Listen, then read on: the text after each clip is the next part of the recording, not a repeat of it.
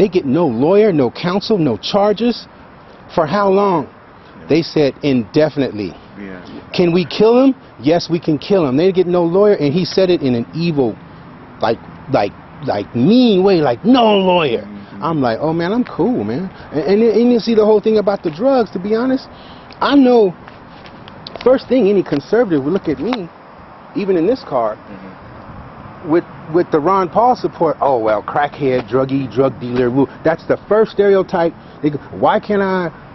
And I'm a little offended by that, not by you, because you know me, dog. So you know it probably is drugs. You know, I'm gonna keep it real. But I mean, for the outsider to just assume that, I'm offended. Why can't I just support him because I'm really through with Israel? You know, and I wear Star David. I'm got Jewish in my blood, but I'm cool on them. I'm not like, I don't want to go to war with them, but they can't ask me for nothing. They can't tell me nothing to do, because they didn't. You know, if they ain't took no money from me, great. If they're defensive because they're always accusing us for stealing their money. They're always accusing Zion of stealing their money. Well, check this out. If Zion ain't taking none of my money, good. That means they won't be getting none of my money, because anything going in that direction, I'm cutting it off. Well, I mean, you know, I mean, if Obama was to come out right now and say, Marky, I want to send $5 to Israel. Dude, is that your $5? I'm serious. I'm done. I'm done. It's like, let's sink or swim. Sink or swim. And you see them cats coming on Syria, over there in Egypt or whatever, talking about help us, because they're getting blasted by their regime, and they want, you know, it's like this. I feel for them, man. I cry and pray every day. I cry and pray every day because I see the violence, I see the bloodshed. I look for it, right? And I pray over it. At the same time, that call to police the world, and no, man, because it never has been. If you look at us historically, whenever we went somewhere to so-called put the mash down for democracy, we usually leave that camp more tore up than when we found it. And it cost us. It cost us. It may make them money. It may make the military industrial complex a lot of money, but it costs us, man. And I'm like this. If I don't have nothing, you see, I don't look for no job. I ain't applying for nothing. I'm on Social Security, and I'm getting ready to endorse a dude that may cut Social Security off. But at least I believe him. If he cuts it off, he cuts it off. Them other cats, if they cut it off, oh man, they building another spaceship. They buying another yacht. They doing something else. I'm cool. I'm cool. On top of that, I'm just saying. If there was a Republican, that has some views that I would agree upon, that I feel would help this country. Right. You know, I don't have no problem with voting Republican either. You know? You know, so but you know that's how I feel. That's why I feel, you know, other than, because I know it's going to be an obstacle, and I know there's an obstacle, and the skeptics and everything else, but all I need was that open mind, that objectivity, you know, and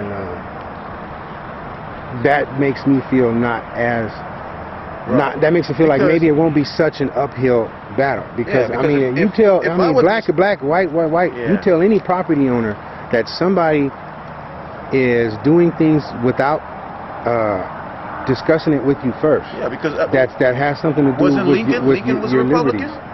Lincoln was a Republican too, right? And we voted for you know, because there was issues that like that. It's like, you know, like I tell everybody, man, when I first took a look at Ron Paul, immediately the alarm went off. I'm thinking, white guy, over 60, Texas, whoa.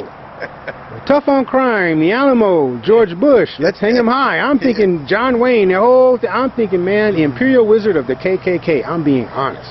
And then I went somewhere else on some other site or something, and I seen him at a meeting or something in front of like a rebel flag, and I know it was like a white supremacist meeting, and I was like, okay, no. That might have shined me on with him for a long time, you know, but I heard him in a debate. I don't even remember what the debate was, man, but he slammed everybody on the debate. And I was like, Mark, if I could just take what he said without thinking about the KKK thing and the white man thing, who would I really go for and who do I believe? And man, time after time, I go back to Ron Paul. And then I thought about the whole white supremacist, Jim Crow, racism thing. And then I said, you know what? That's probably guilt by association. And it's like this.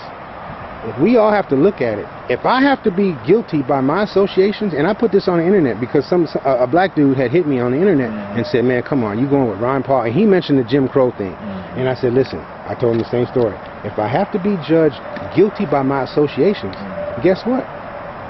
I'm a Crip, I'm a Blood, I'm a Mexican gangbanger from the South, I'm a Mexican gangbanger from the North, and I'm a Hells Angel biker. Because these are all the associates that I've had and befriended and grown up with. You know what I'm saying? So how can I be all them things? I'm going to go stab one arm and shoot the other arm. You know what I'm saying? It's like, so the guilt by association is kind of, it washes a little thin at a certain point.